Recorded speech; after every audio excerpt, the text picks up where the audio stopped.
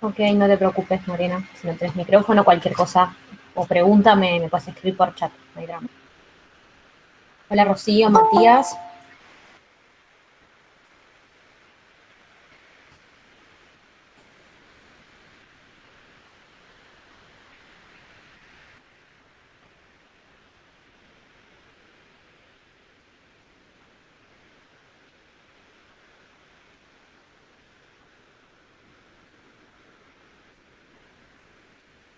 ¿Qué tal, Silvia?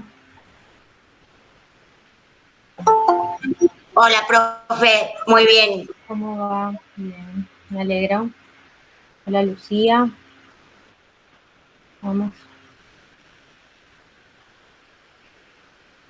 Bien. Bueno, la mayoría de ustedes recibieron, ¿no?, la devolución del trabajo de cierre de la primera unidad.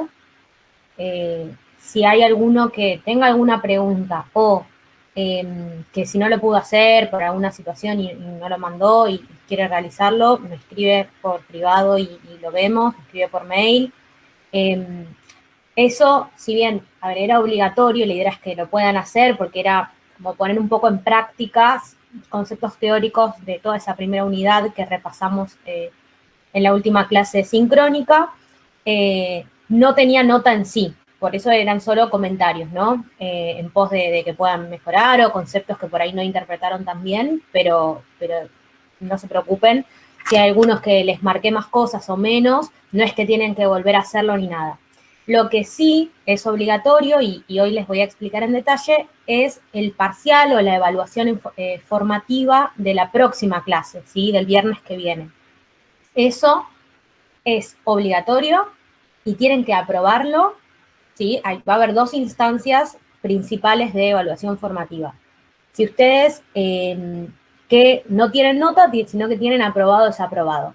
Aprobando, ¿sí?, ambas instancias, ustedes aprueban la cursada y luego tendremos, que será presencial o virtual, según la situación sanitaria del país en agosto, ¿sí?, o cuando finalicemos el cuatrimestre, tendrán que dar el final, ¿sí? Pero para llegar a esa instancia de final, la cursada se aprueba aprobando justamente las instancias evaluativas, que es la primera, el viernes que viene.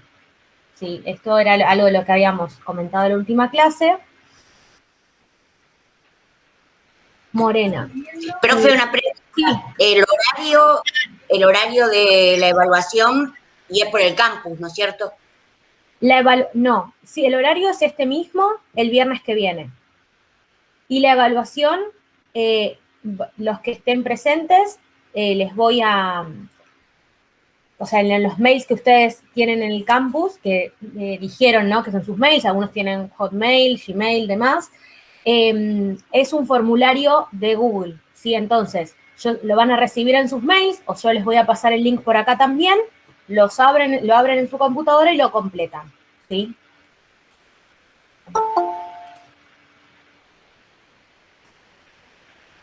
Esa va a ser la dinámica.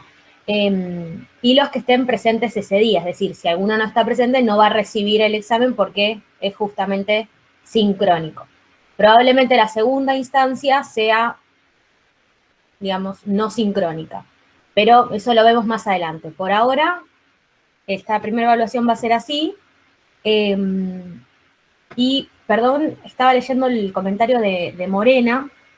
Si alguno de ustedes quiere grabar la clase, yo no tengo problema. Yo no tengo, ¿sí?, la posibilidad de grabarla desde acá. No es como Zoom y no puedo hacerlo. Si alguno quiere, habilitado a hacerlo y luego se lo comparten a sus compañeros. De todas maneras, sepan que estos encuentros en realidad son más de repaso y de dudas que puedan llegar a tener, porque la cátedra lo que propone es que tengan ustedes el contenido todo el tiempo en el campus, ¿sí?, que es el contenido que grabó la jefa de cátedra. con el contenido teórico, es decir, con las explicaciones teóricas para que puedan volver ahí, repasarlo, verlo las veces que sea necesario. Pero eso.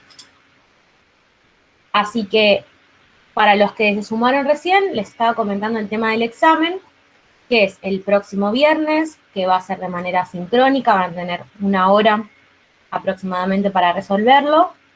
Y va a constar de preguntas múltiple choice, ¿sí? Del contenido teórico de esta primera y segunda unidad, hasta lo que veamos hoy, que es hasta lo visto esta semana, y que ya les marqué también por mail, y preguntas a desarrollar, ¿sí? Eso va a ser el modelo de examen. No les voy a tomar nada que no hayamos visto, que no esté en el manual y que sobre todo no esté en las presentaciones y lo que yo les marqué como clave de la unidad, ¿sí?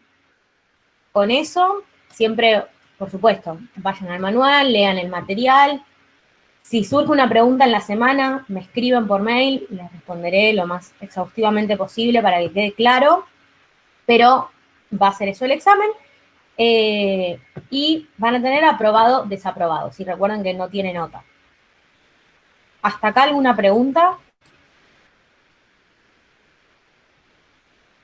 No, no es necesario, sí que se conecten, porque primero como que te tomaría el presente para saber, ¿no?, quiénes van a dar el examen, mandarles el examen. Si no tenés cámara, Talía, no te preocupes, no hay problema.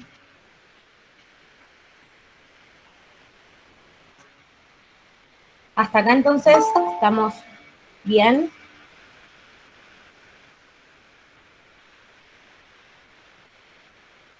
El martes que viene no entra.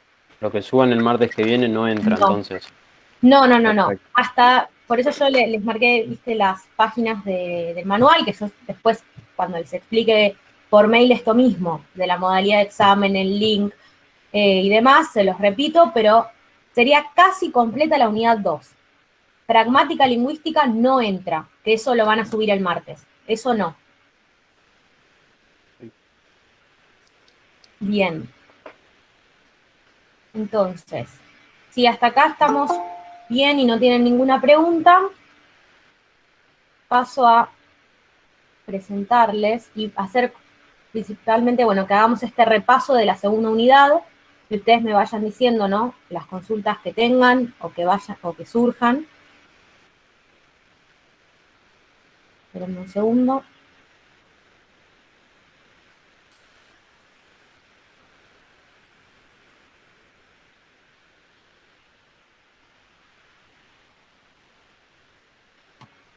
Ahí ya están viendo la presentación de la unidad 2.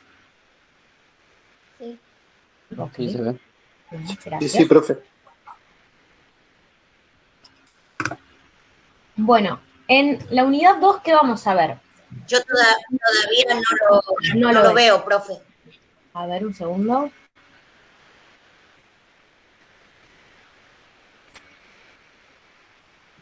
¿El resto? Ya A está, ver, ahí estoy viendo ahora. unidad 2. Sí. Perfecto. Bueno, en la primera unidad, lo que habíamos visto tenía que ver con, bueno, las distintas teorías, ¿sí?, semiológicas, como principales autores, Saussure y Peirce, y luego Barthes y Eco, ¿no?, que retomaban ciertos conceptos. Las principales diferencias entre uno y otro, que tenían que ver con, bueno, la concepción del signo de cada uno, qué era el objetivo, cuál era el objetivo de cada uno, de Saussure y de Peirce por otro lado. Y en esta segunda unidad vamos a hacer foco en herederos, es decir, teóricos que retoman ciertas ideas principalmente de Saussure. Hay lo que se llaman las etapas de la semiología, y se marcan como 3 etapas, principalmente. La primera generación, que tienen que ver con estudios que se realizaron, con teóricos que trabajaron más o menos entre los años 50 y 60, y que retoman principalmente a Saussure, ¿sí?, que son los que vamos a ver en esta segunda unidad. Luego, en la segunda generación de estas etapas de la semiología, que va a suceder más o menos en los años 70, vuelven a las ideas de Peirce, ¿sí? que ahí vamos a ver en la próxima unidad, lo que tiene que ver la idea de discurso, y principalmente esto, de la concepción del discurso, y otros tipos de ideas relacionadas más a la cultura también. Y por último, en la tercera generación, que va a pasar más o menos en los años 80, como marcan ahí, se van a empezar a interesar estos autores por la interacción de un texto con su contexto de recepción, es decir, otra concepción distinta que no es parte, ¿no?, de lo que se brinda en esta materia. Algunos de ustedes tendrán en análisis del discurso, en materias propias de algunas de su carrera, sí van a ver este tipo de teorías o este tipo de autores. Lo que vamos a empezar a ver hoy, ¿sí?, o que ustedes, bueno, ya habrán visto en los videos y que es la idea central, ¿no?, de esta segunda unidad, tiene que ver con la primera generación, que van a ser estos autores que vuelven a pensar conceptos principalmente de Saussure, pero que lo que van a hacer es darle una vuelta, por eso es como que retoman la idea que venía dando Ferdinand de Saussure, pero le van a dar una vuelta y van a hablar, por ejemplo, de la función comunicativa de la lengua. Van a empezar a hablar de enunciados, ¿sí?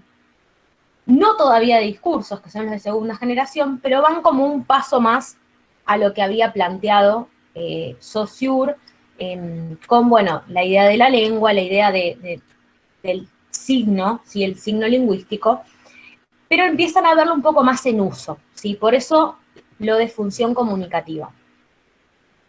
El primer autor es Bakhtin, ¿sí? Bakhtin, ¿cuál es el concepto clave que nosotros vamos a ver y a tener como principal de él en esta unidad? Los géneros discursivos, ¿sí? Los géneros discursivos van a ser conjuntos de textos con características similares. Esto como a modo de resumen. Es decir, textos que yo puedo reconocer, ¿sí?, similitudes en sus características entre distintos textos y que puedo, por lo tanto, agrupar, reconocerlos. Entonces, por ejemplo, si hablamos de series de acción, por más que existan distintas series de acción con distintos personajes, con distintas productoras y demás, hay ciertas características que me permiten a mí encuadrar y reconocer, bueno, esto es una serie de acción, no es una comedia romántica, ¿sí? O esto es una novela, no es una poesía. Entonces, a esas características que a mí me permiten reconocer y agrupar, va Bakhtin a empezar a ponerle el foco y empezar a dilucidar a qué llama, ¿sí?, o nosotros a dilucidar a qué llama Bakhtin géneros discursivos. Él, como definición, vamos a hablar de tipo relativamente estables de enunciados que se asocian en esferas de uso del lenguaje.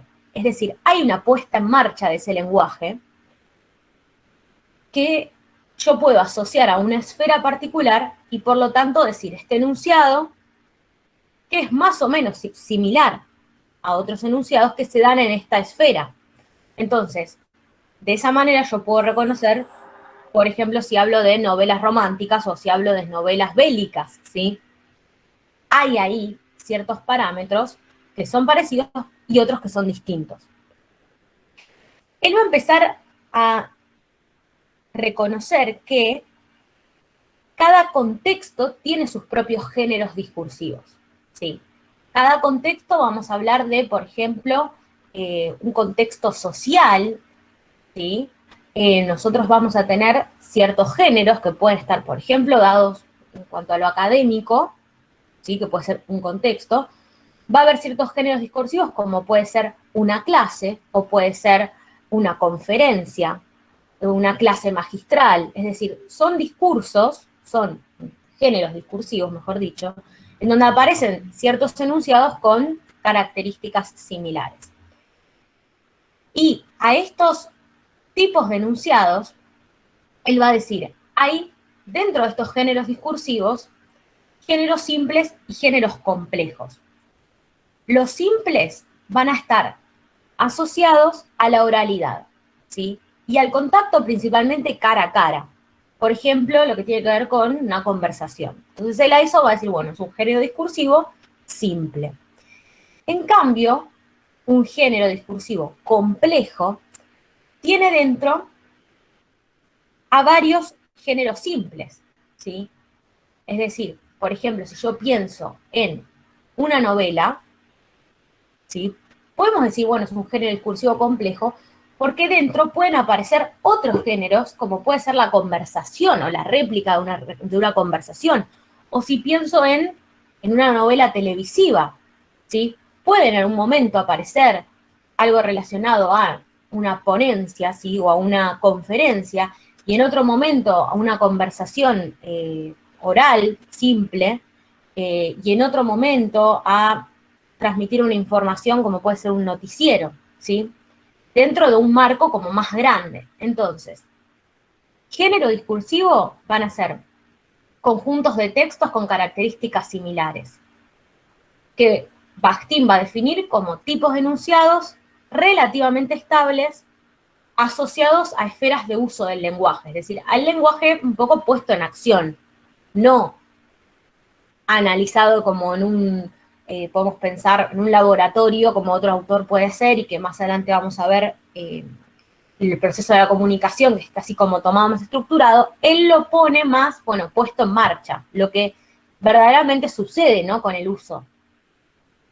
Y vamos a tener estos géneros simples y géneros complejos, ¿sí? También va a hablar que hay 3 niveles que nos permiten a mí definir y identificar a los géneros. El primero va a tener que ver con el tema.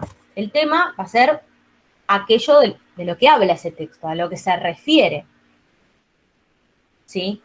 Entonces, por ejemplo, si decíamos esto de novela bélica, bueno, lo bélico, ¿sí?, la situación de la guerra, ¿sí?, o hablar de ese tema, bueno, va a ser un tema que me puede a mí ayudar a identificar el género. Por otro lado, el estilo. El estilo que va a tener que ver con la forma, con la retórica de hablar, por ejemplo, de ese tema. Y él dice que entre estos 3 niveles es el más individual, pero de todos modos lo considera genérico. Es decir, por ejemplo, si pensamos en autores literarios, ¿no?, pongamos que escriben novelas, para enmarcarlo, cada uno va a tener su estilo, porque yo puedo decir, bueno, a mí me gusta este autor más que el otro, y ambos pueden escribir sobre novelas románticas, por ejemplo, ¿sí? Sin embargo, él dice, sí, es el más individual de los niveles, porque aparece un poco lo personal como individual, ¿no? Que dice, bueno, el estilo propio que puede tener, por ejemplo, un autor. Sin embargo, igual hay algo genérico en todo eso, ¿sí? Porque hay cierta cosa del estilo que se respeta, porque por eso, de todas maneras, sigo reconociendo que es una novela romántica. Y en cuanto a la estructura, él dice, bueno, la forma de organizar el texto. Por ejemplo, si hablamos de una novela o de un cuento, vamos a saber que va a tener probablemente una división tripartita. Va a tener esto de la introducción, el nudo y el desenlace. Entonces, estos niveles nos van a permitir reconocer e identificar géneros. Y luego va a hablar de la función comunicativa de la lengua, ¿sí? Entonces él dice que nos comunicamos justamente a través de estos géneros discursivos, es decir, nos comunicamos a través de enunciados. La palabra y la oración son unidad de la lengua, pero la unidad de la comunicación es el enunciado, porque es la manera que yo tengo de transmitir algo, ¿no?, de manera más completa. Entonces, por eso marca que como función comunicativa de la lengua, esta idea de la puesta en uso, ¿no?, y del uso real de la lengua, el enunciado como unidad. Hasta acá la definición de género y la idea de, bueno, yo lo reconozco a través de estos 3 niveles. ¿Vamos bien? Vuelvo al chat por si alguien escribió alguna pregunta. Yo te quiero hacer una consulta. Sí, decime. Un poco como para ubicarme.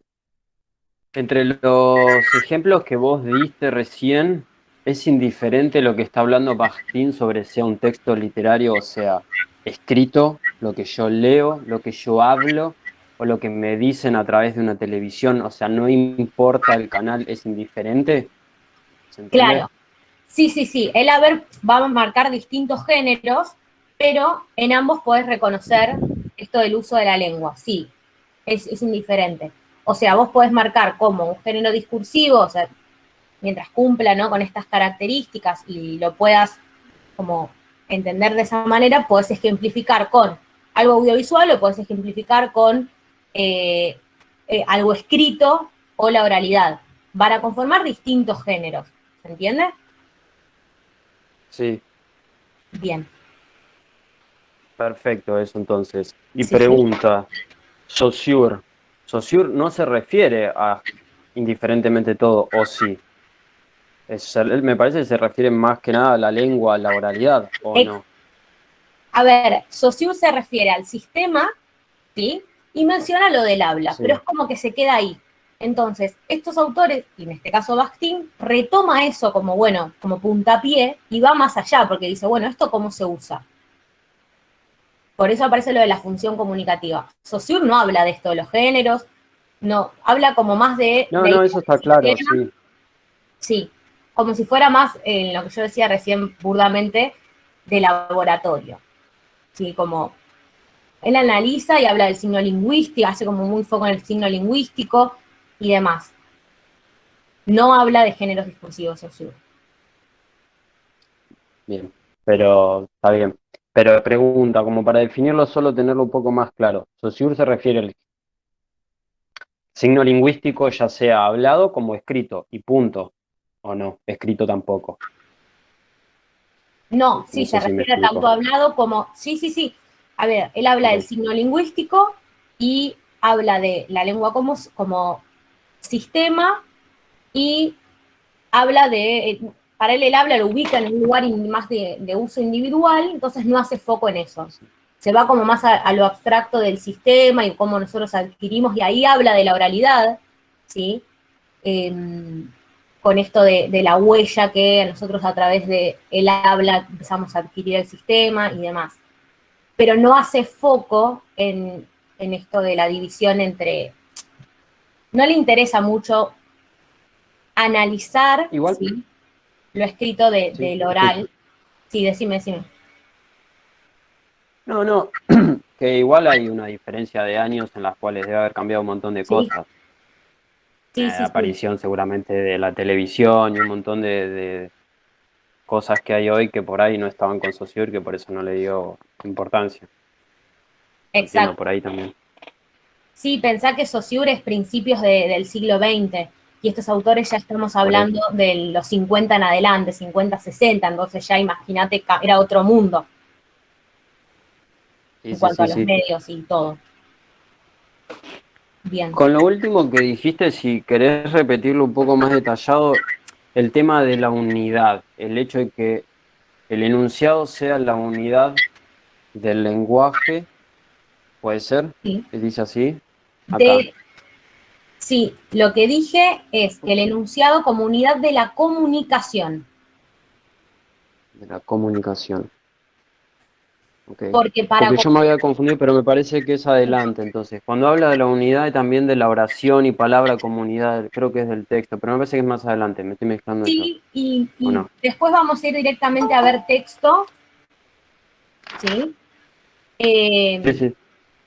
pero lo que yo dije recién es, la función, empieza a hablar de la función comunicativa de la lengua, ¿no? Entonces, el enunciado, ¿sí?, va a ser la unidad de la comunicación, porque nosotros, como unidad mínima, por llamarlo de alguna manera, nos vamos a comunicar a través de enunciados para Bakhtin. Y ubica a la palabra y la oración como unidad de la lengua, no de la comunicación. Como que es, para comunicar tenemos que usar unidades más complejas como es un enunciado. Eso es lo que explica, ¿se entiende? Si una oración no es un enunciado, No, porque una oración, a ver, un enunciado también entra en juego esto de, en un contexto, ¿sí? Porque él ubica el enunciado como, bueno, parte de este género, de los géneros discursivos, y lo que vimos recién. una oración lo toma como algo más suelto, es decir, yo te digo, no sé, estoy pensando en una, no sé, la casa es linda, sí, estás comunicando algo, sí, pero algo como más simple. Entonces él dice que a través de enunciados, en donde, bueno, hay un contexto, pueden marcarlo dentro de un género discursivo, va a ser la unidad de la comunicación porque vas a estar justamente comunicando algo, más como a nivel más de complejidad. Por eso toma y establece el enunciado como esta unidad de la comunicación.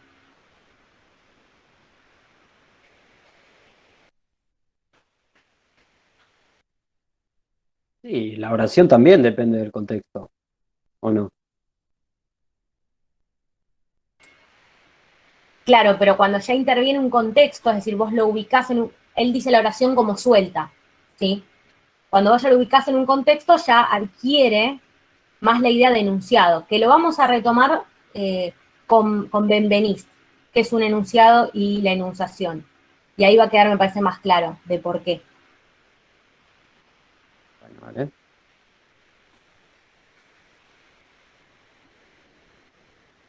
Bien.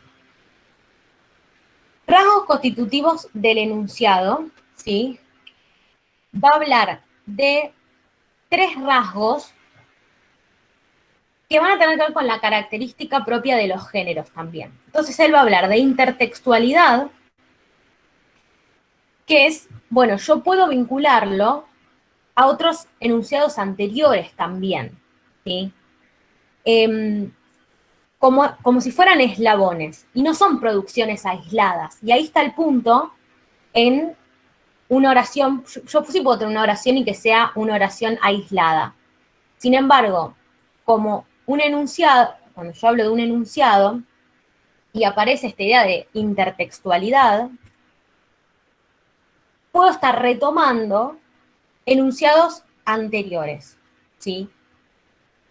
Por ejemplo, en este caso, yo puedo estar retomando ideas de Bakhtin, ¿sí? Y puedo, por ejemplo, citar o decir, para Bakhtin esto era, y hacer una definición, ¿sí? Las fronteras, como dice ahí, establece el cambio de los sujetos discursivos. Vamos a ver después con Benvenís esta idea de el enunciador, a diferencia de un emisor y qué características puede tener, pero los sujetos discursivos asumen distintos roles y tienen distintos roles en la comunicación. Y pueden ser dialógicos, entonces puede haber cambios, es decir, por ejemplo, en una conversación tenés como un ida y una vuelta, ¿no? Porque si yo, por ejemplo, pregunto algo y ustedes responden, ahí cambian esos roles de los sujetos que intervienen en ese discurso. Por ejemplo, en esa ida y vuelta, en esa pregunta y respuesta. Entonces él va a decir, aparece la intertextualidad, porque en un enunciado y puntualmente en un género discursivo se puede retomar esta idea de lo anterior, de otros enunciados anteriores. Después habla de la conclusividad, que puede ser el sentido del objeto agotado, es decir, si yo hablo, no sé, de una descripción y creo que describí todo lo que tenía que ver con ese objeto o eso que yo justamente quería describir, concluye ahí, es decir, finaliza ahí ese enunciado, ¿sí?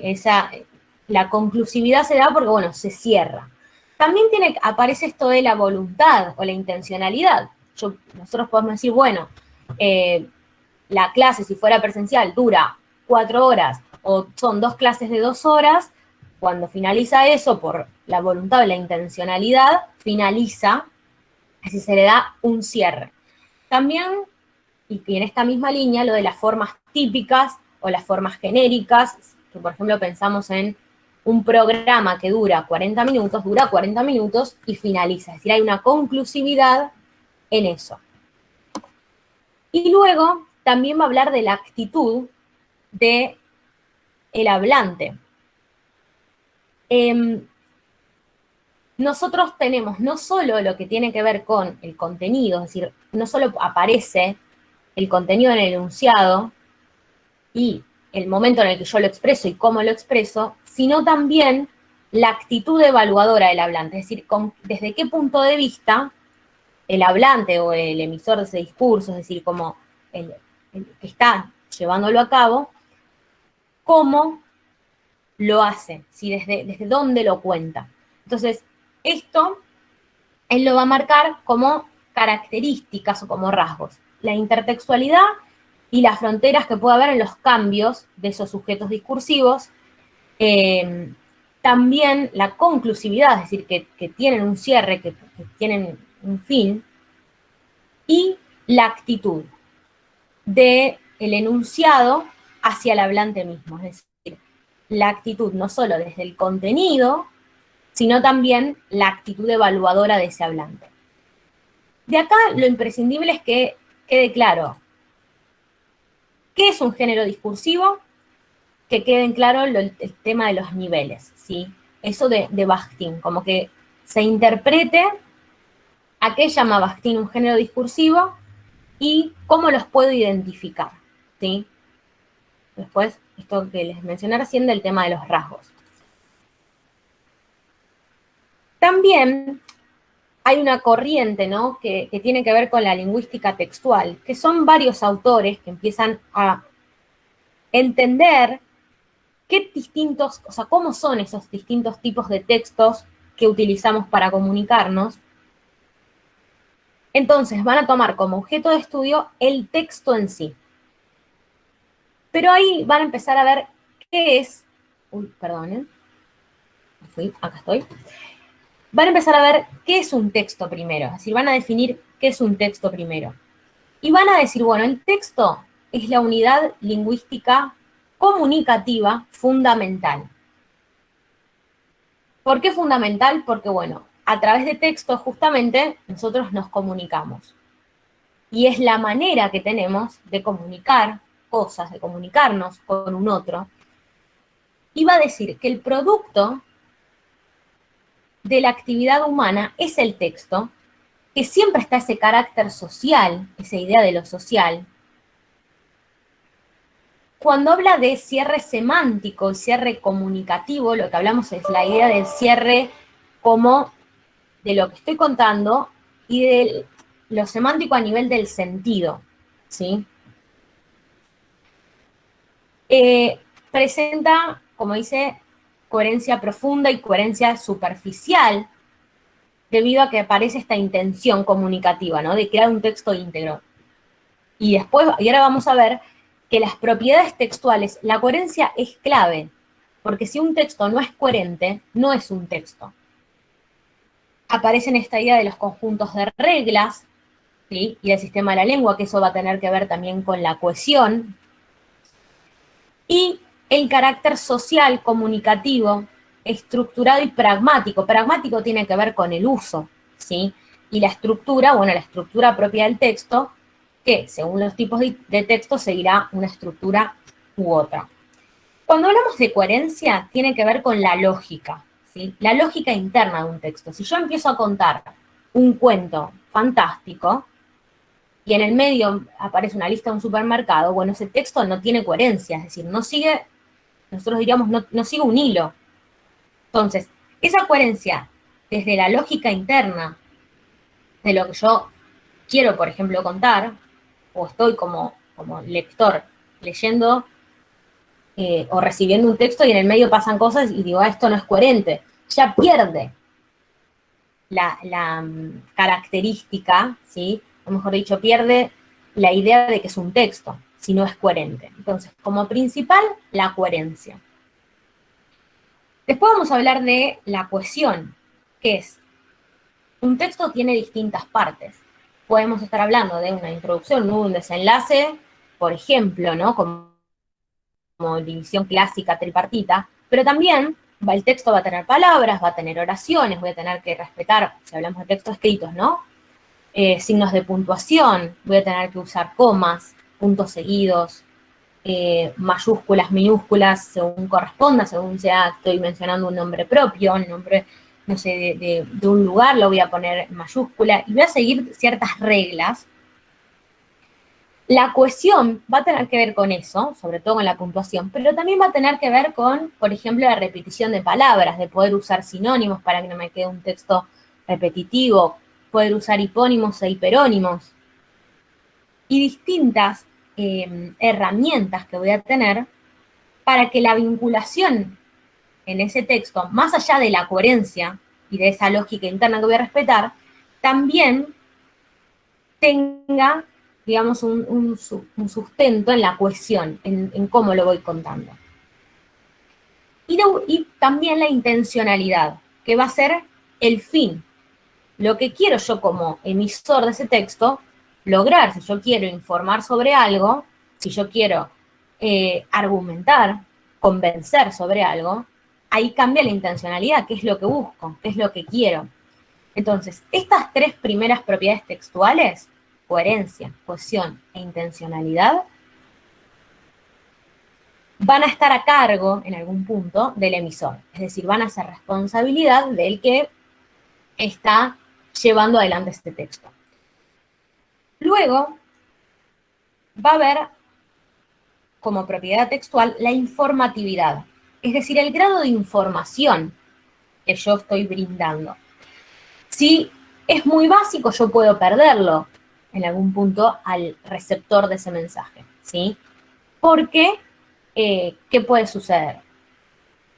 Que sea todo contenido que ya conoce y que no le interesa volver a escuchar. Si es muy complejo también, ¿sí? Porque si es algo muy lejano o que no puede, digamos, vincular o relacionar, también el grado de informatividad va a tener que ser adecuado a quien yo creo que es emisor de ese texto, el receptor, perdón, de ese texto.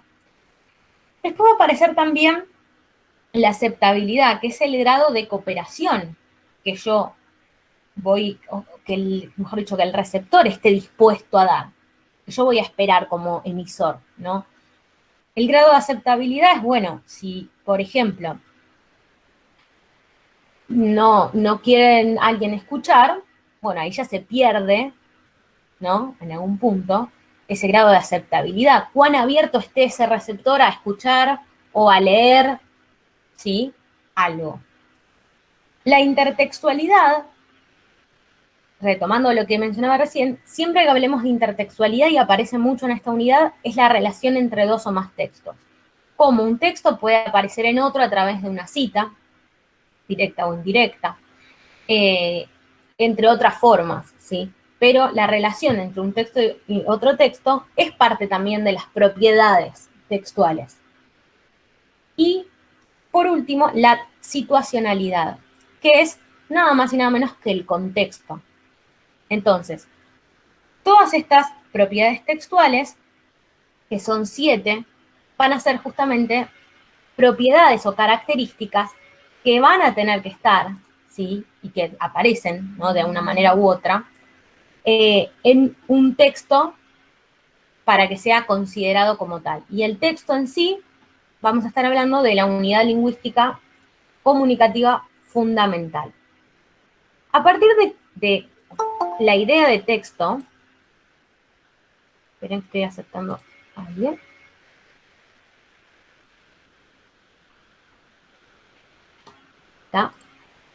A partir de esta idea de texto y de qué son las propiedades de estas textuales, ¿sí? Qué idea tienen, qué conciben o qué concepción es cada una, coherencia, cohesión, intencionalidad y demás, es que van a aparecer las secuencias textuales. Cuando hablamos de secuencias textuales, vamos a estar hablando de en algún punto podemos decir partes. En un mismo texto pueden coexistir distintas secuencias textuales, no solo una. Y no existen textos puros en general. No puedo decir un texto es solamente descriptivo, o sea, aparece la secuencia textual descriptiva o solamente la narrativa. En general aparecen varias, ¿sí? ¿Cuáles van a ser? Bueno, principalmente estas que ustedes ven acá, narrativa, argumentativa, explicativa, descriptiva y dialogal, y sí puede aparecer, que es lo que vamos a ver ahora, cómo se combinan, puede haber una principal, ¿sí? Es decir, por ejemplo, si hablo yo de un texto argumentativo, donde, bueno, yo quiero convencer a alguien a partir de ciertos argumentos sobre alguna situación, alguna acción, o que haga algo, o que no haga algo, probablemente la secuencia textual principal sea la argumentativa, ¿sí? Pero eso no quiere decir que yo no pueda en el medio contar una anécdota, por ejemplo, para que encauce ese mensaje, y ahí en esa narración va a aparecer la secuencia narrativa. ¿Sí? Ustedes van a ver que, no sé, por ejemplo, si pensamos en un texto que puedo encontrar en un sitio de noticias, quizás aparece lo descriptivo, aparece lo explicativo, aparece también lo narrativo en algún otro momento. Es decir, se van combinando y no existen textos puros. ¿Cómo van a combinarse estas secuencias? Bueno, primero en dominante y secundaria, que puede ser, por ejemplo, esto que yo les mencionaba de un texto, por ejemplo, argumentativo, en donde, bueno, yo tengo una secuencia dominante que va a ser la argumentación y una secuencia secundaria, como puede ser una narración. Si yo en algún momento menciono eso, narro, no es una anécdota para encauzar nada más lo que sería la idea y empiezo a desarrollar ya los argumentos y demás. Entonces hay una secuencia dominante que va a ser esta principal y una secundaria. Otra manera va a ser la secuencia envolvente y la secuencia incrustada. Y el ejemplo más claro de esto es una nota de opinión. ¿Por qué va a ser envolvente? Porque va a marcar probablemente la estructura, ¿sí? Y va a aparecer esa secuencia a lo largo de todo, o sea, de todo ese texto. Y luego en el medio yo puedo, por ejemplo, que aparezca una secuencia dialogal, si yo inserto o replico una conversación, ¿sí? Entonces, en cuanto a los textos, ¿sí? Vamos a ver las propiedades textuales y las secuencias textuales.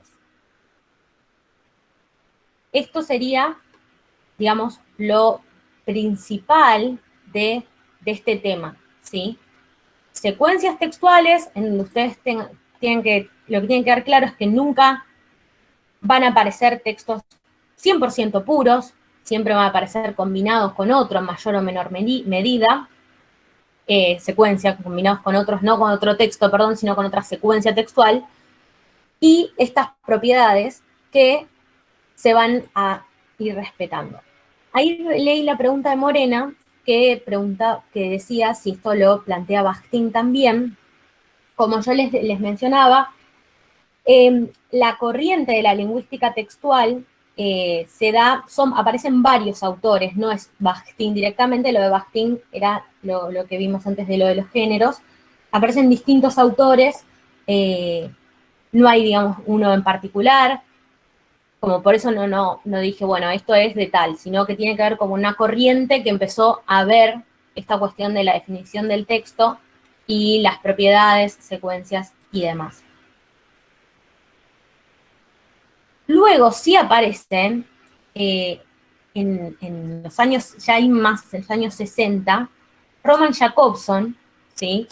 Que fue un lingüista ruso, y que empieza, a partir de los estudios también, ¿no? de la comunicación, de Bakhtin en algún punto, y demás, va a empezar a ver qué funcionalidad, por eso habla de las funciones del lenguaje, o con qué objetivo se usa el lenguaje. Entonces, él lo que va a desarrollar van a ser justamente las funciones del lenguaje. Esto quizás alguno de ustedes lo ha visto en el colegio y demás, este circuito de la comunicación que se ve ahora, que ven ahí en pantalla, que es un circuito, a ver, que nosotros en este punto retomamos para explicar luego las funciones, pero antes cuando yo les mencioné esto de laboratorio en algún punto, por llamarlo de alguna manera, ¿no? Pero quiero decir así como abstracto, tiene que ver también con este circuito. ¿Por qué? Porque este circuito, a ver, es muy rudimentario. Trabaja principalmente, o lo que expresa tiene que ver con la transmisión de información, ¿sí? Más que la comunicación en sí. Porque hoy sabemos que la comunicación es mucho más que la estructura que ustedes ven acá. Pero bien, ¿qué era el planteo de este circuito? ¿Cuál era la idea? Lo que expresaba era que hay un emisor, ¿sí? Que se dirige hacia un receptor a través de un canal específico con un código en donde va a dar un mensaje y va a haber un referente a ese mensaje. Entonces, en este circuito de la comunicación, yo voy a tener, por ejemplo, un emisor, puede ser una persona, la persona 1, que transmite un mensaje, ¿sí? Un contenido, una información a un receptor a través de un canal. Si es una conversación, podemos pensar en el canal oral, con un código, que en este caso puede ser la lengua española, por ejemplo, el español como lengua, ¿no? Y donde hay un referente, es decir, algo externo, en lo que, por ejemplo, yo tengo un mensaje y cuento algo de un hecho, el referente va a ser, bueno, eso externo, ese hecho el cual yo relato.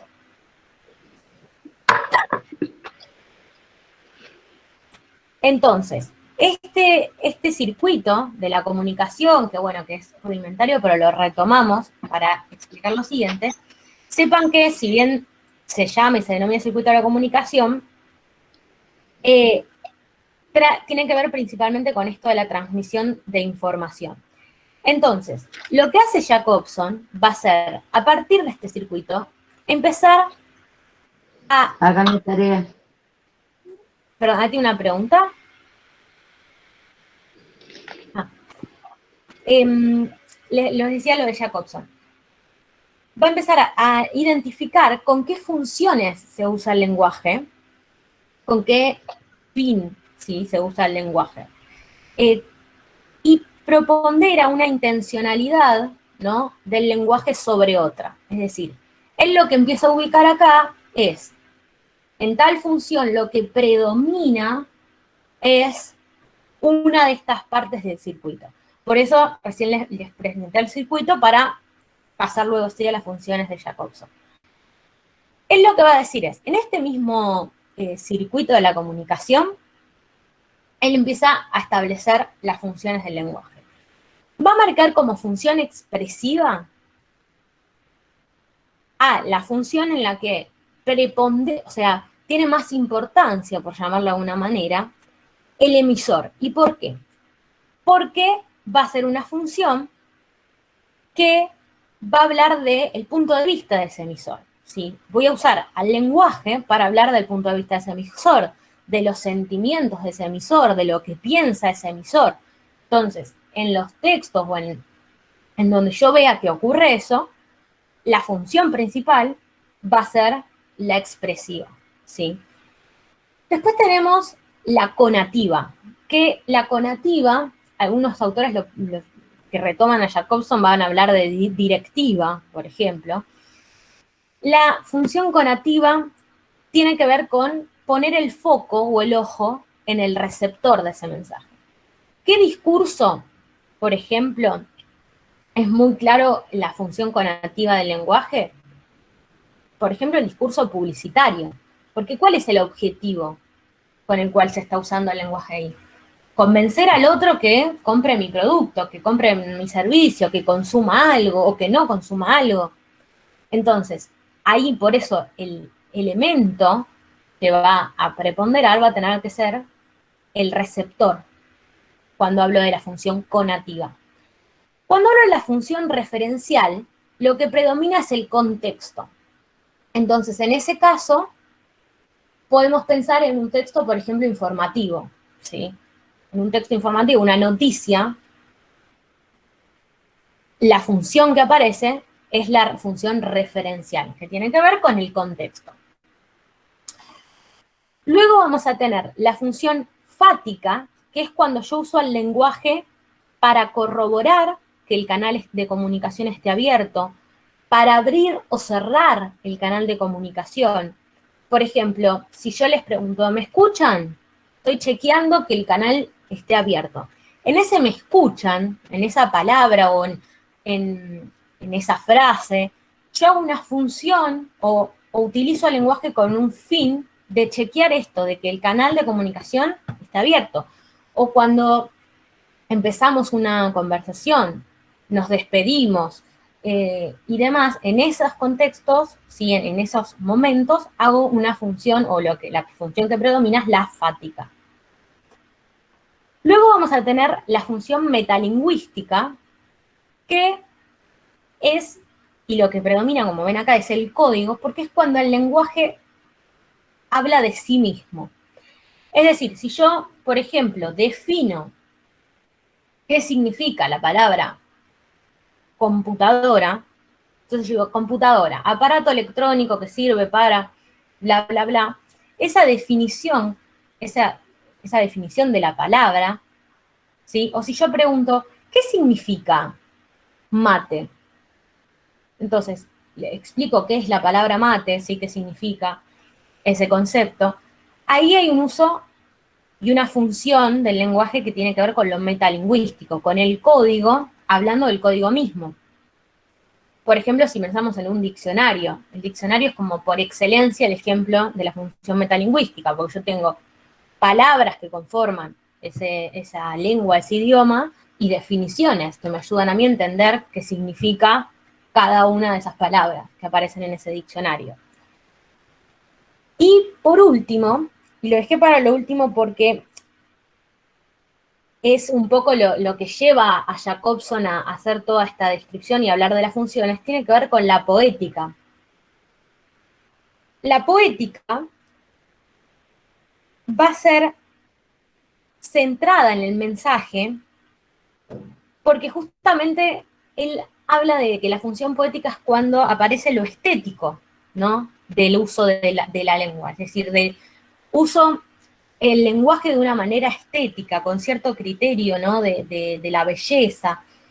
Puede ser, por ejemplo, que en un texto que sea publicitario y que yo digo, bueno, la función principal es la función conativa, porque el discurso publicitario tiene como fin el persuadir a otro, por ejemplo, que aparezca también en algún momento, o que yo pueda decir, bueno, como principal es la conativa, como secundaria puede aparecer la poética, porque la función poética tiene que ver con esto de la belleza. Principalmente pensémoslo en la literatura, es decir, no es que se cuenta todo así, sino una descripción o algo que yo estoy contando en un texto literario, en una narración, en un cuento, abro una novela, hay una cierta selección de esas palabras o de cómo armo esa oración, cómo armo ese texto, cómo lo cuento. Entonces, esa idea de lo estético, en donde la función principal va a ser el mensaje,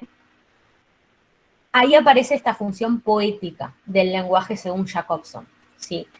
Y algo que yo les decía antes de las secuencias textuales y que se replica en lo de las funciones, tiene que ver con que probablemente no tengamos muchos ejemplos, casi que ninguno diría, en donde yo digo, bueno, acá aparece solo la función tal, y menos en textos más complejos. Sí puedo decir, bueno, esto, la principal o la función principal en este texto, en este discurso, es la expresiva, o es la poética, o la conativa, y justificar por qué.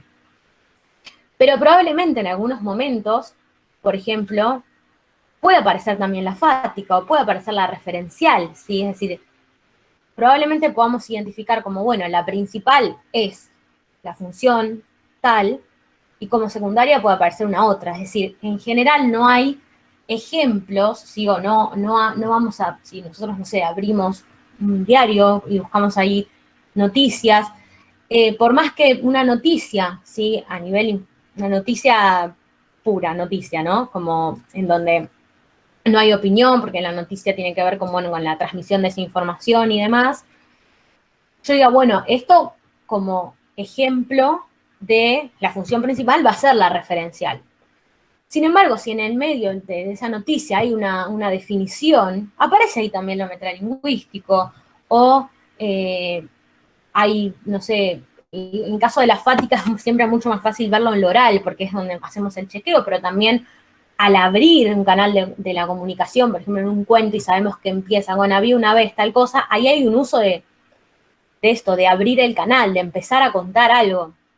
Entonces, siempre recuerden que en las funciones del lenguaje puedo encontrar una predominante, es decir, puede haber una función predominante, pero también una secundaria, es decir, no encontrar textos que sean puramente de un tipo o que yo asocio con un tipo nada más de función según Jacobson. Hasta acá vamos bien en cuanto a Jacobson y lo anterior del circuito de la comunicación. Sí. Bien, cualquier...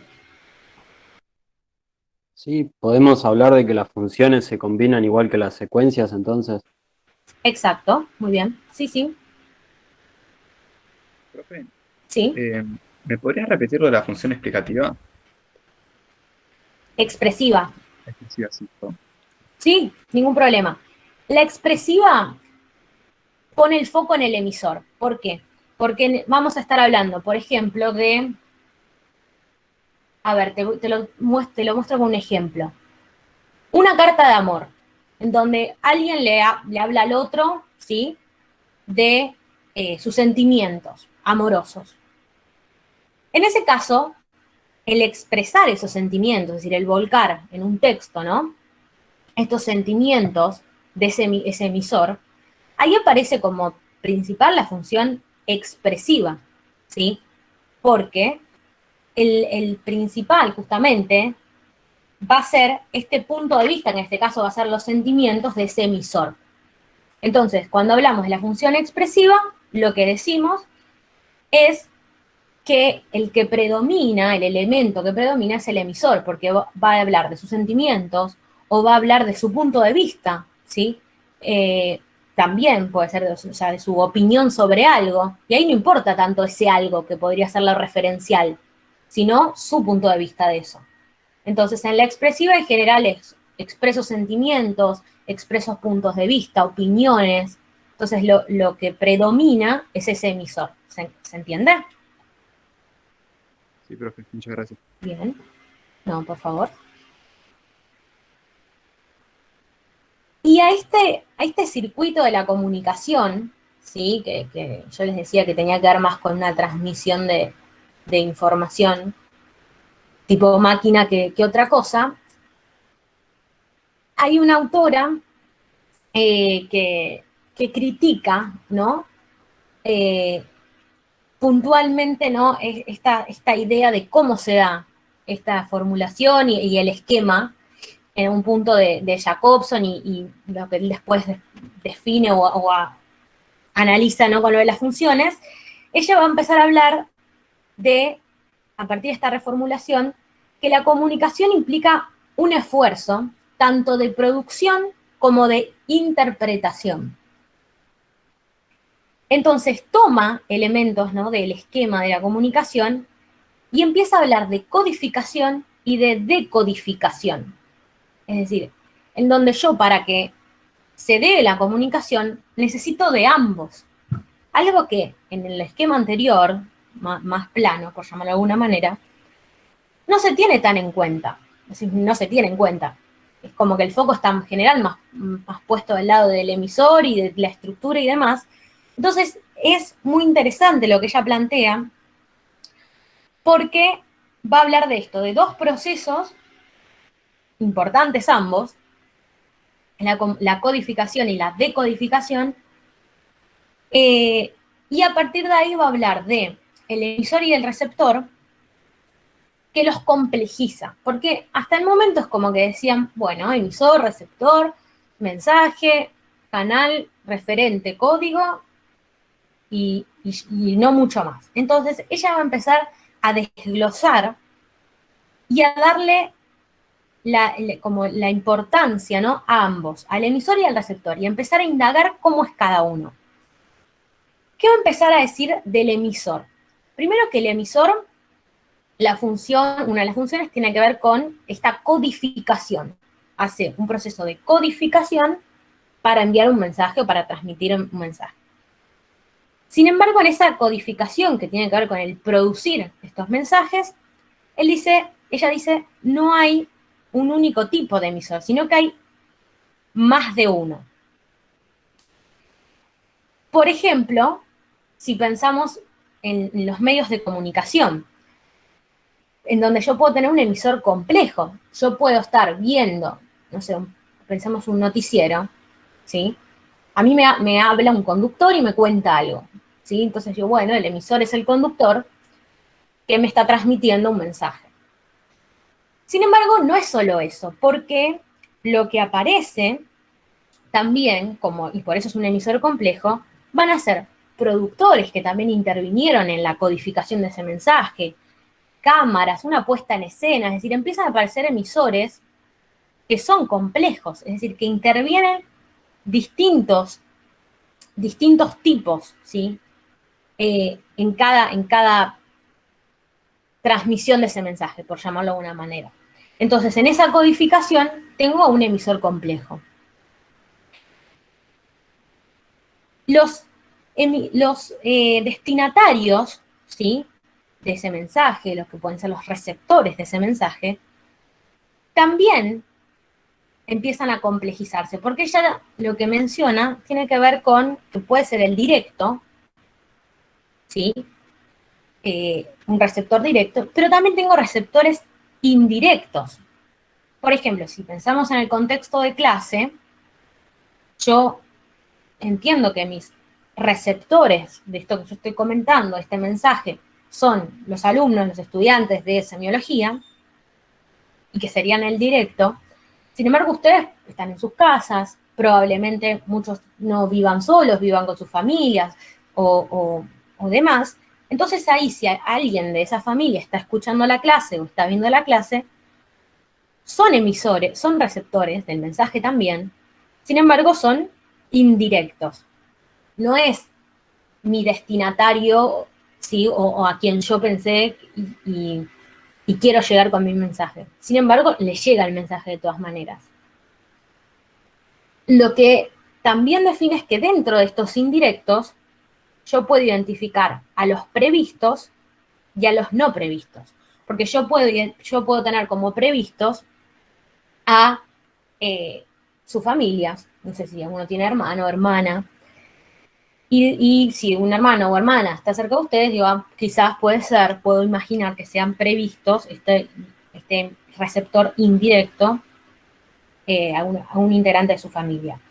Ahora, los no previstos son los que quizás no me imagino. Entonces, si alguno de ustedes, no sé, algún familiar que también está ahí escuchando la clase, sabe de semiología o es profesor en otra cátedra de semiología, no es para mí un receptor previsto, ni indirecto previsto, que yo puedo imaginar que ustedes conviven con su familia. No es algo que imagino, ¿sí?, a priori, no que no pueda suceder, que alguno de ustedes conviva con, no sé, o un especialista en competencias comunicacionales, ¿sí? Es decir, entraría dentro de los no previstos. Y al mismo tiempo también lo que va a hablar Orecchioni tiene que ver con, bueno, primero dice, este emisor y este receptor no son tan simples, pueden ser complejos, son complejos. Dentro del receptor yo puedo tener el indirecto y puedo tener el directo. Dentro del indirecto tengo los que preveo que pueden estar y los que no. Y al mismo tiempo dice, bueno, y se puede establecer distintos tipos de relaciones entre emisor y receptor. No es solo una, y esto hasta el momento no era algo que se hablaba, digo, en el anterior circuito o esquema. Entonces dice, yo tengo 4 tipos de relaciones que puedo establecer. Por un lado, cuando la relación entre emisor y receptor es presente y es locuente. Es decir, es cara a cara, en presencia, y es locuente. Puede haber un ida y vuelta instantáneo en algún punto entre uno y otro. Esto, el ejemplo, es una conversación cara a cara. Vamos caminando, nos encontramos con un amigo. Hola, ¿qué tal? ¿Cómo estás? Bien, ¿vos? Bien. Bueno, hay un receptor, un emisor y un receptor que están en presencia y que son locuentes, ambos. Después también habla cuando el emisor es, cuando hablo de presente y no locuente. Es decir, el emisor y el receptor están presentes en el mismo espacio, pero tengo ese receptor que no es locuente. Por ejemplo, en una conferencia, no sé, pensemos en una charla TED. Si vamos de espectadores a una charla TED en vivo, ¿no? No el video. Vamos a una charla TED, vamos a estar en presentes, ¿sí? En el emisor receptor, sin embargo, no hay este ida y vuelta, entonces es no locuente. Luego tenemos ausente y locuente, que es cuando no estamos en el mismo espacio, ¿sí? Como puede ser ahora, ¿sí? Sin embargo, es locuente, porque puede haber, ¿sí? Esta ida y vuelta, ¿sí? Si yo les pregunto, ¿tienen alguna pregunta? Ustedes me dicen, no, ninguna, o sí, no entendimos esto, ahí hay una locuencia del receptor, esta ida y vuelta. Lo mismo en una charla telefónica. Están en ausencia, porque no estamos en el mismo espacio, no me encontré en la calle con mi amigo, pero lo llamé por teléfono y hablamos. Hay esa ida y vuelta. Entonces, eso es ausente, porque no estamos en el mismo espacio físico, y locuente. Y por último, cuando es ausente y no locuente, que es no estoy en presencia y tampoco puede haber, no puede hablar, no puede haber ese ida y vuelta. El ejemplo de esto podemos pensar en un libro. Yo leo un libro, hay un emisor, hay un receptor, que soy yo, leyendo ahora este cuento. Sin embargo, si a mí el libro me gustó, no me gustó, me pareció lo más o no lo recomendaría a absolutamente nadie, no puedo darle esa opinión, por ejemplo, mía o esa percepción a ese emisor, ¿sí? Porque ya estamos en ausencia y como receptor soy no locuente, no puedo justamente hablar. Y luego de establecer, bueno, emisor complejo, todo lo que les decía recién, y este tipo de relaciones que hasta el momento no se había hablado entre emisor y receptor, va a hablar de las competencias. Es decir, las competencias para que la comunicación se dé, que tienen que tener tanto emisor como receptor. Esto es interesante de su planteo, que le da un rol mucho más activo, hasta lo que se había hablado hasta el momento, a ese receptor, que solamente se lo dejaba en un rol de recepción de mensaje y no se analizaba mucho más. Entonces, cuando habla de competencias, vamos a estar hablando siempre de capacidades, conjuntos de capacidades que tienen que manejar tanto el receptor como el emisor, ambos, para comunicarse. La primera tiene que ver con lo lingüístico y lo paralingüístico. Es decir, lo lingüístico, conocer el código. Si estamos hablando en español, será conocer la lengua, ¿no? En este caso de español, para poder interpretar y codificar y decodificar ambos ese mensaje. Pero también lo paralingüístico. Es decir, lo paralingüístico como lo que rodea ese mensaje, que puede ser lo gestual, ¿sí? Lo no verbal tiene que ver con lo paralingüístico, lo que está justamente alrededor. Si yo hago un guiño, estamos en clase, yo hago un guiño o hago un gesto de ok, y alguno de ustedes no sabe lo que significa, ahí estamos hablando de que hay una competencia paralingüística que el receptor no tiene, entonces no puede terminar de decodificar ese mensaje. Por eso es importante lo lingüístico como lo paralingüístico. Después voy a hablar de las competencias ideológicas y culturales. Y acá vamos a estar hablando de prácticas y de costumbres, ¿sí? Que puede tener que entender o que debe entender tanto el que codifica el mensaje como el que lo decodifica, como ideológicas, que no tiene que ver solo con lo político, o sea, si bien es parte lo político del ideológico, también tiene que ver con la visión del mundo que tenemos, ¿sí? Después habla de determinaciones y ahí aparece como sí, que tiene que ver con lo psicológico, y habla de determinaciones emocionales o afectivas. Por ejemplo, ¿a qué se refiere con esto? ¿Voy a codificar igual el mensaje si yo le hablo a alguien que me cae bien como a alguien que no me cae tan bien?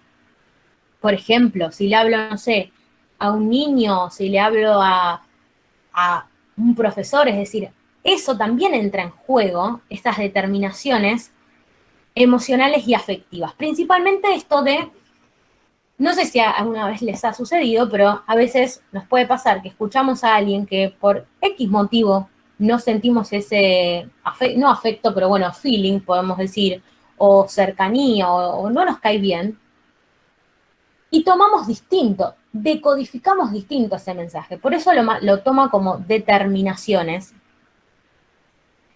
que van a tener que ver con lo emocional y con lo afectivo.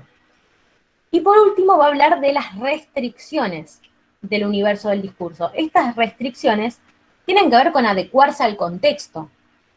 Es decir, yo no hablo igual en una clase que con un amigo, ¿sí? O no hablo igual en un mail, ¿sí?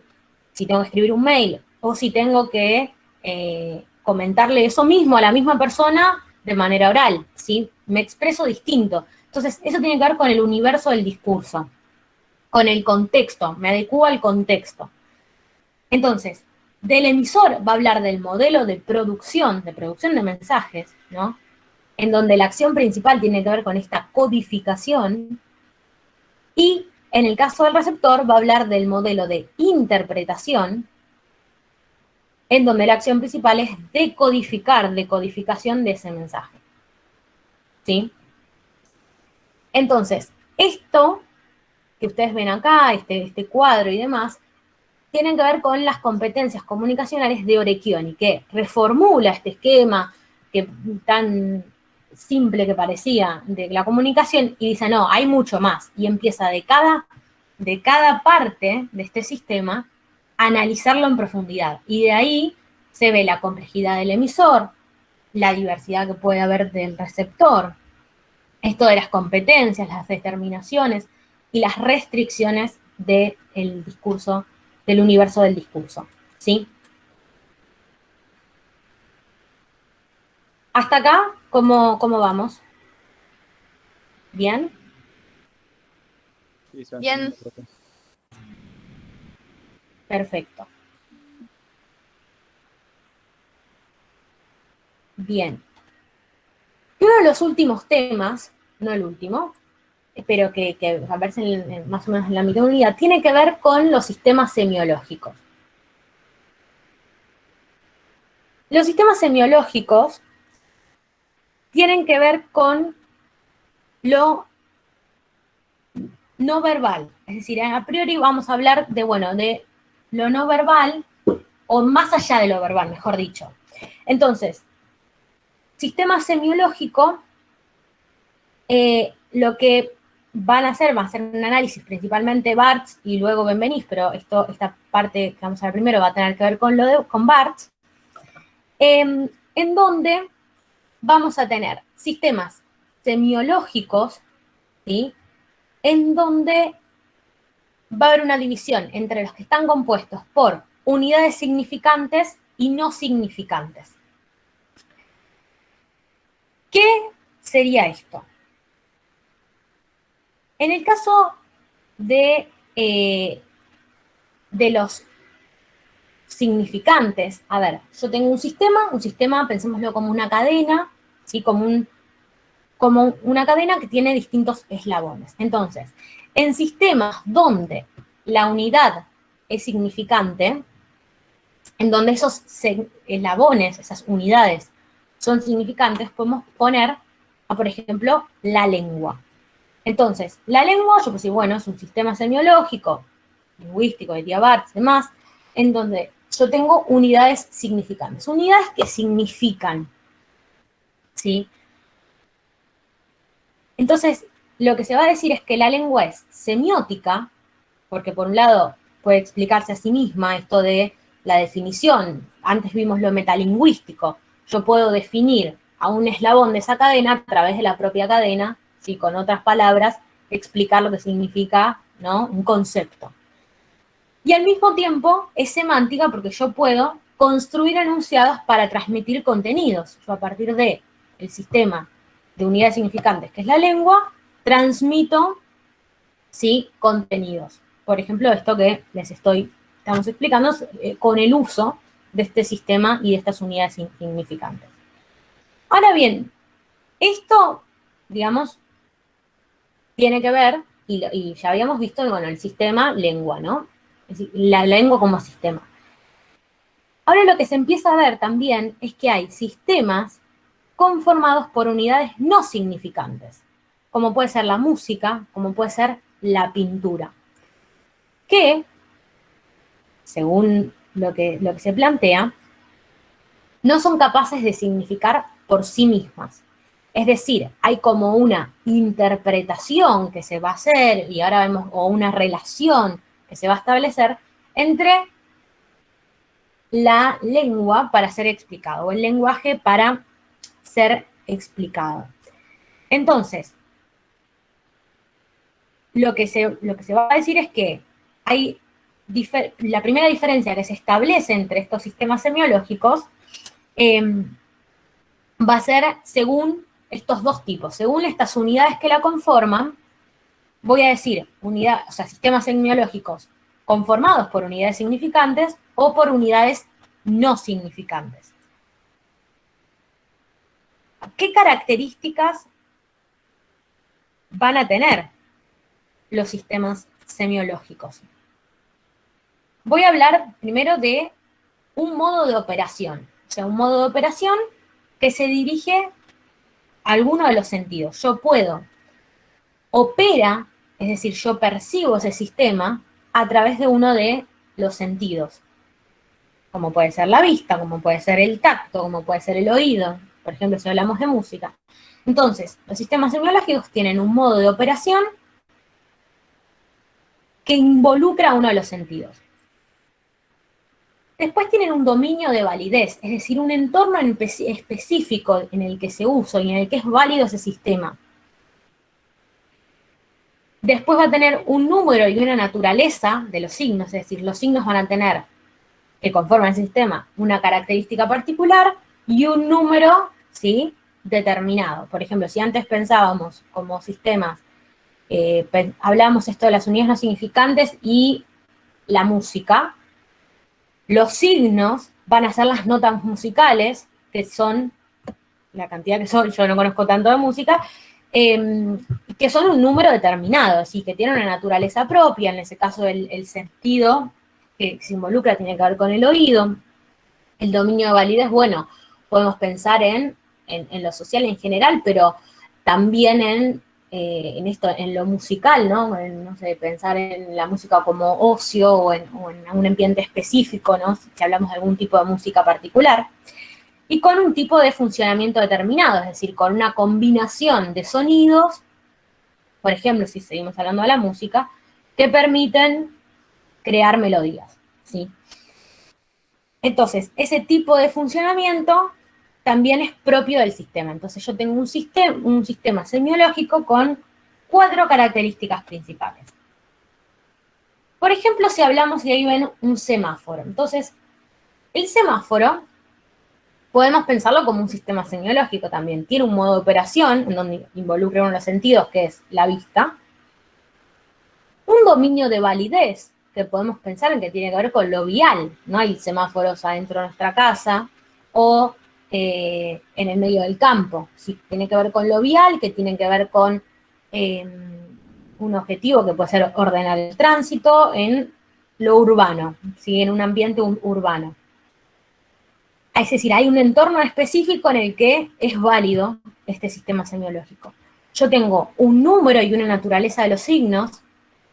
En este caso lo marcan como 2, o sea, como rojo y verde, y el amarillo como el intermedio entre ambos, pero en realidad el rojo y el verde, que me dicen avanzar o detenerte, y un tipo de funcionamiento, que es este establecimiento de estos signos cromáticos que tienen que ver, es decir, con los colores, y que me permiten a mí, entre el funcionamiento, que sería cómo se alternan uno y otro ante determinado tiempo, ordenar, por ejemplo, el tránsito. ¿Qué voy a tener después con respecto a esto de los sistemas semiológicos? Se va a hablar de dos principios, ¿sí? Que tienen que ver con la no redundancia entre sistemas, es decir, como la no repetición entre sistemas, donde no pueden decirse exactamente lo mismo a través de dos sistemas distintos, con distintos fundamentos, y al mismo tiempo, también lo que se va a establecer en estos dos principios es, como el segundo, que dos sistemas pueden incluir un signo común, pero no quiere decir que signifique exactamente lo mismo, ¿sí?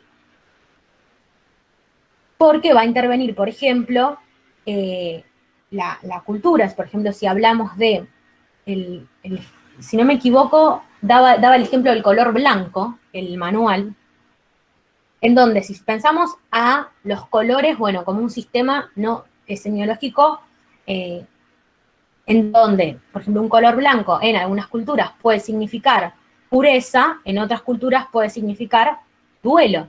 Es decir, hay dos sistemas que tienen un mismo signo, ¿sí?, en común, pero que no significan exactamente lo mismo. Entonces, esto en cuanto a los dos principios que aparecen. La no redundancia entre sistemas, yo no puedo decir exactamente lo mismo a través de la música y a través, por ejemplo, de otro sistema como puede ser la lengua y la palabra, ¿sí? Porque tienen distintos fundamentos. Y esto de que pueden incluirse, o sea, puede haber dos signos que tengan en común, ¿sí? Dos sistemas que tengan un signo en común, pero que no significan exactamente lo mismo, como el ejemplo de lo del color blanco. Y lo que aparece luego tiene que ver con la relación entre esos sistemas semiológicos. Y establecen tres tipos de relaciones. El primero, que tiene que ver con el engendramiento, en donde un sistema se origina tomando como modelo a otro sistema. Es decir, por ejemplo, podemos pensar al sistema braille, ¿sí?, que se engendró en algún punto tomando como modelo al alfabeto tradicional, ¿sí? En donde yo tengo distintos, y por ende son distintos sistemas semiológicos, que tienen un poco una misma naturaleza y que son contemporáneos. Entonces, es decir, es engendrado tomando como modelo otro sistema previo, que en este caso sería el alfabeto normal.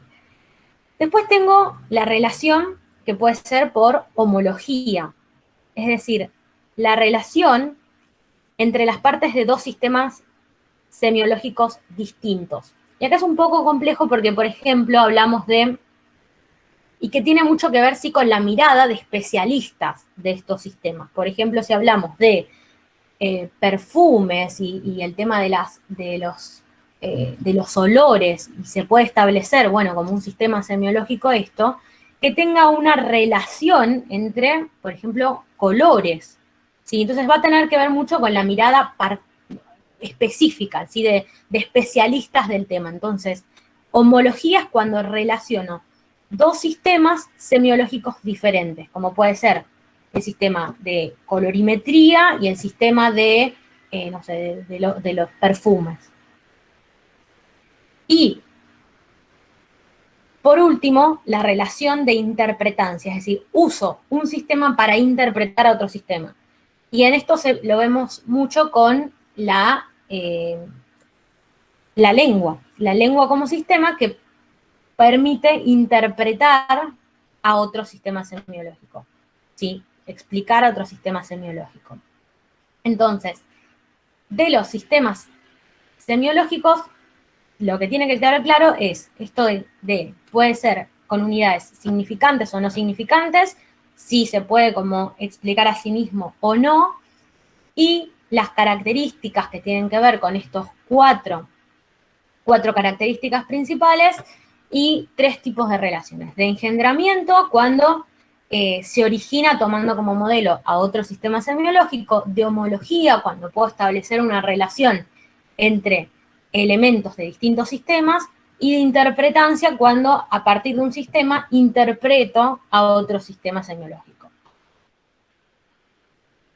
Y por último, lo que van a ver, y hasta acá entra, ¿sí?, en el parcial, en la evaluación formativa, no es parcial, tiene que ver con la enunciación de Benveniste.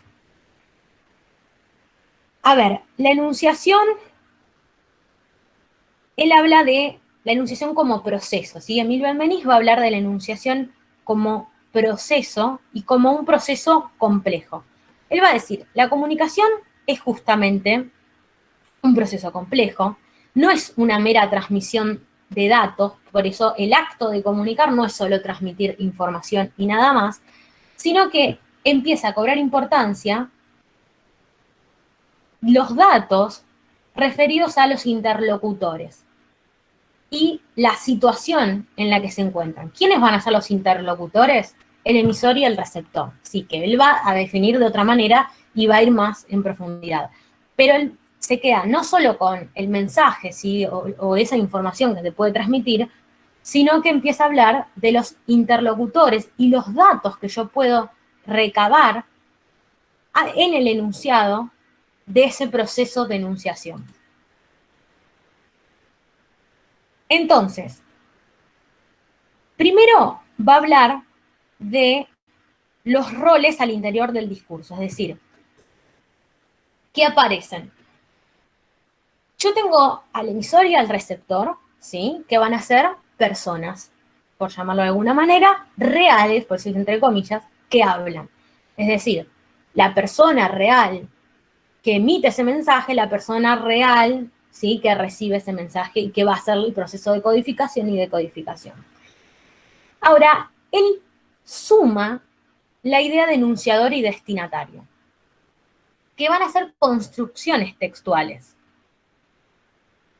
Es decir, construcciones que se van a dar en ese propio texto, en ese propio discurso. Entonces, un mismo emisor puede tener distintas posturas enunciativas. Es decir, una misma persona puede posicionarse, ¿sí?, y encarnar, por llamarlo de alguna manera, distintas posturas enunciativas. Hablar de una determinada manera a cierto grupo, hablar de otra manera en otra situación. Es decir, entonces dice, lo real va a ser ese emisor y ese receptor. Ahora, el enunciador va a ser esa construcción textual en ese texto específico en donde asume una postura. Sí, asume un modo de expresarse, por ejemplo. Y el destinatario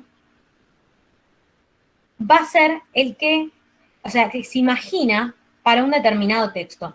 Y no necesariamente va a coincidir con el real. Por ejemplo, yo puedo, la construcción textual destinatario de determinado mensaje, yo hacerlo, ¿no?, en construir ese mensaje como enunciador desde una postura, pensando en que mi destinatario es de una determinada manera y que después no sea necesariamente el real. Pensemos esto, si yo estuviera dando una clase en Zoom para un jardín de infantes, mi postura enunciativa sería otra, o sea, mi enunciador, mi construcción textual de enunciador en ese discurso específico sería diferente al que estoy brindando ahora. Yo como emisor sería la misma persona, mi destinatario, ¿sí?, quien yo imagino que va a recibir ese mensaje podrían ser, bueno, niños, porque es a quien está dirigido, ¿no?, niños de determinada edad. Ahora, si eso lo está viendo el padre que está acompañando, ¿sí?, es receptor de ese mensaje, sí, pero no es destinatario de mi mensaje, porque tiene que ver con lo que yo me imaginé para ese determinado texto. Yo me imaginé que el receptor eran niños de 5 años, supongamos. Entonces, hace primero que nada Benveniste un desglose. Hasta ahora hablamos de emisor y receptor, y él dice, sí, son las personas reales, pero aparecen enunciador y destinatario, que van a ser construcciones textuales que van a tener que ver con cómo se construye ese emisor en esa situación comunicativa y cómo construye a ese receptor de ese mensaje, que va a ser el destinatario. Luego, también habla de la enunciación y el enunciado. Esto es muy importante que quede claro. El enunciado va a ser ese producto del proceso de enunciación, que es lo dicho. Ahora, la enunciación, que es el proceso, ¿no?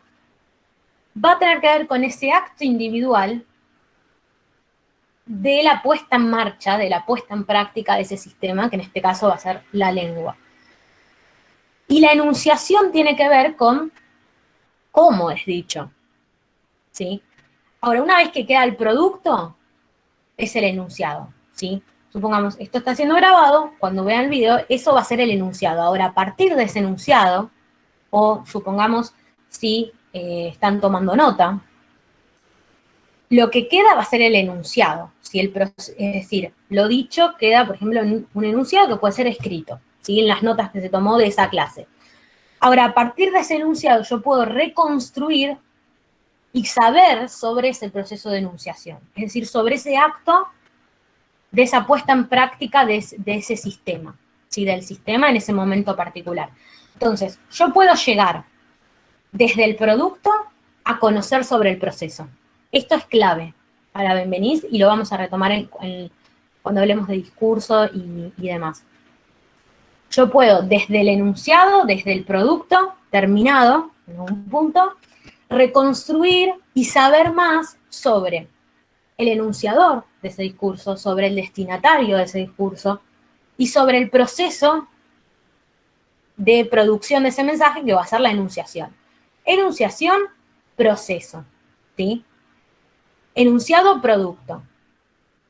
A partir de ese producto, que es lo dicho, yo puedo reconstruir o conocer más sobre cómo es dicho, que es ese acto individual en una situación particular, en un momento particular y demás. Ahora bien, yo entonces, la enunciación, es decir, el proceso, deja en el enunciado marcas. Marcas que nos van a permitir reconstruir esto, saber más sobre ese enunciador, y sobre ese enunciador, sobre ese destinatario, y al mismo tiempo reconstruir el sentido de esos mensajes, la intencionalidad. ¿Qué marcas textuales vamos a tener? De tres tipos principalmente. Primero, deícticos. Deixis tiene que ver con el mostrar. Entonces, vamos a tener deícticos de persona, de tiempo y de lugar. De persona, si yo hablo de nosotros, ¿sí?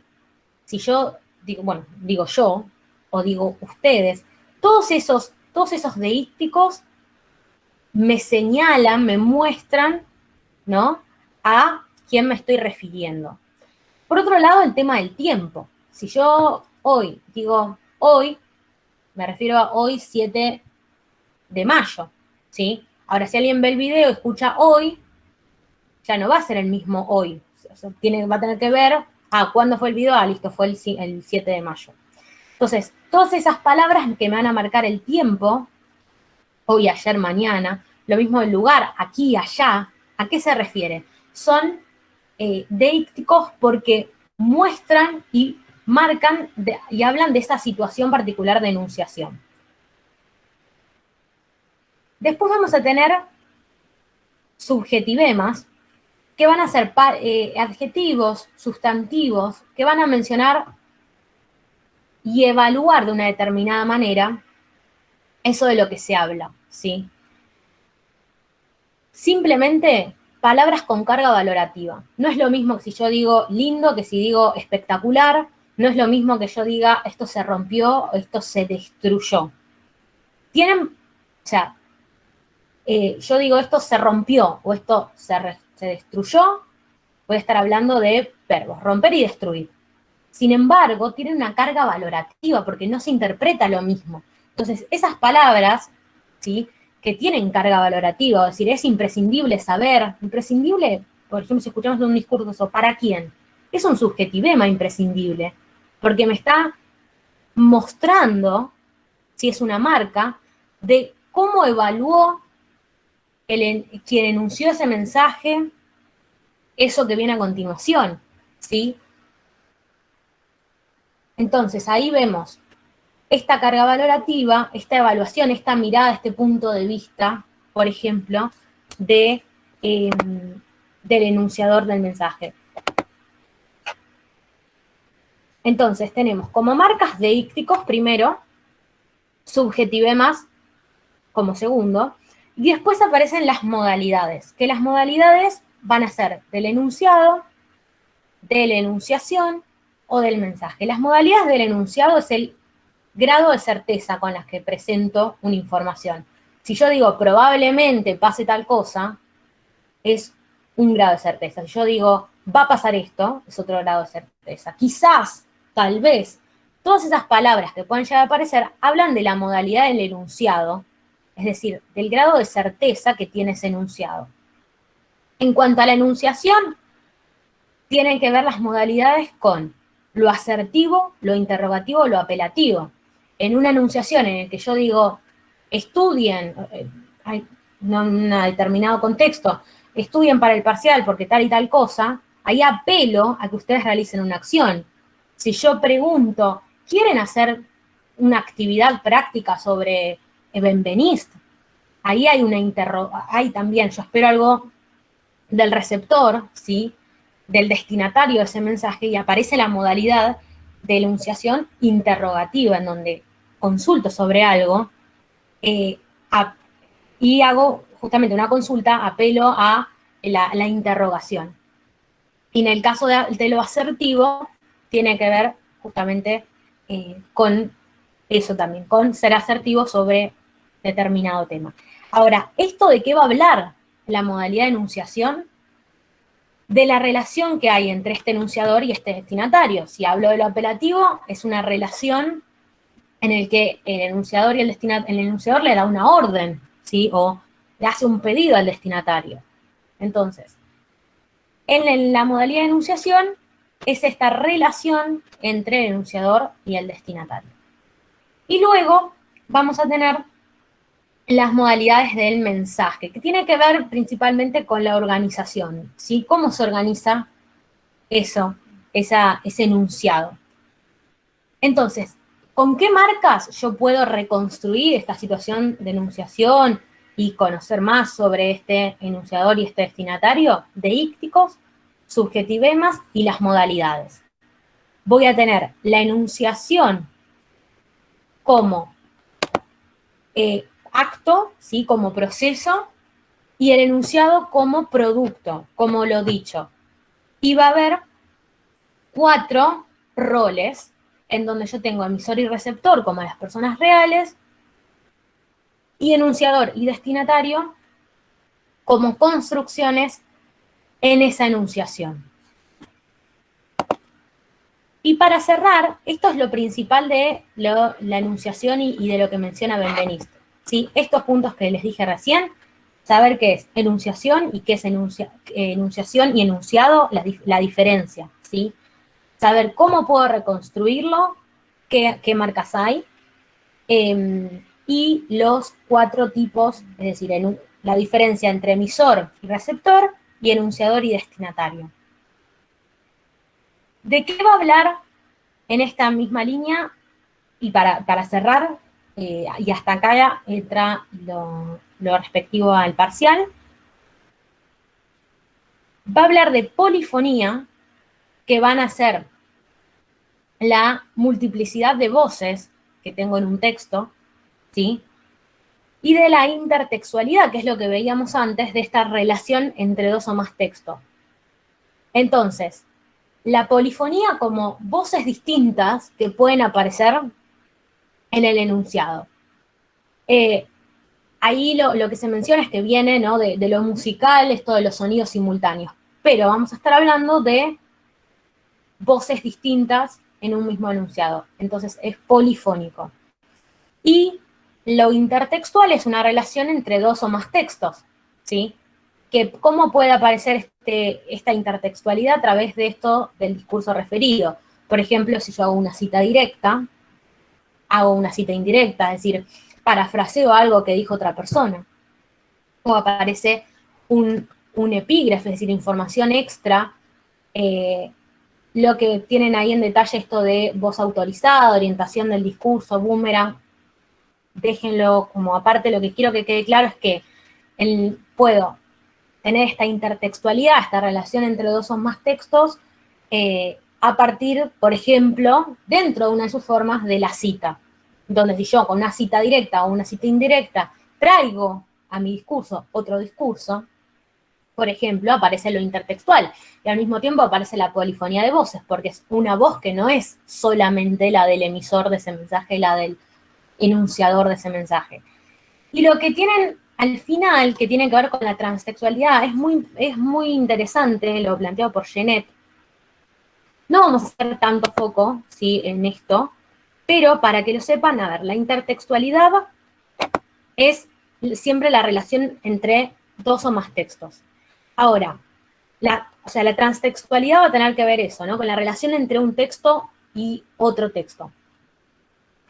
La intertextualidad, lo que dijimos, entre dos o más textos, el ejemplo más claro tiene que ver con la cita, ¿sí? Si yo cito a un autor, ¿sí?, o una respuesta de examen, yo digo, bueno, ¿cómo expresó Emile Benveniste sobre la enunciación? Defino lo que es la enunciación, y después aparece mi voz porque yo, o sea, es mi texto el que estoy produciendo, sin embargo traigo este otro texto que será la teoría de Benveniste. Ahí aparece lo intertextual.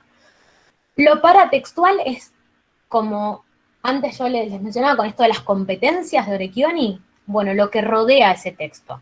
Si yo hablo, por ejemplo, de un libro, el título del libro, cómo es ese libro, las imágenes que puede tener, la contratapa y demás, es paratextual, es decir, rodea ese texto principal que será el libro en sí o el contenido de ese libro en sí.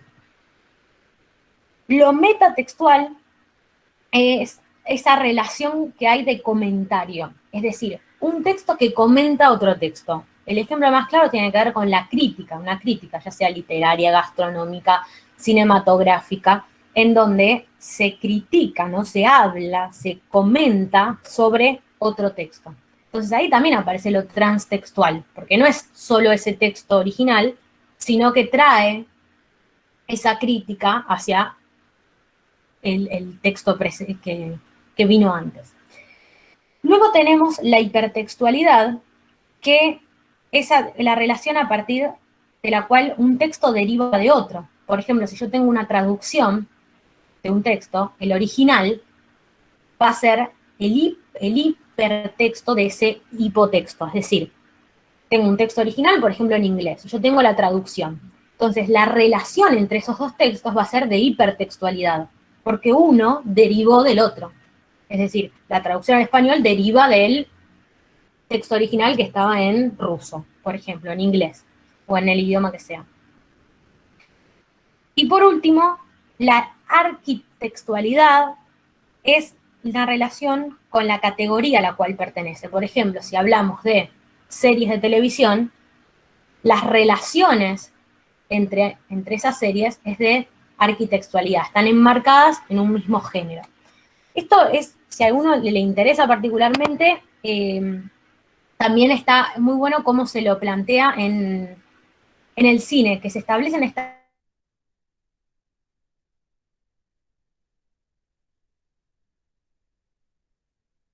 áreas, que también son textos, por supuesto.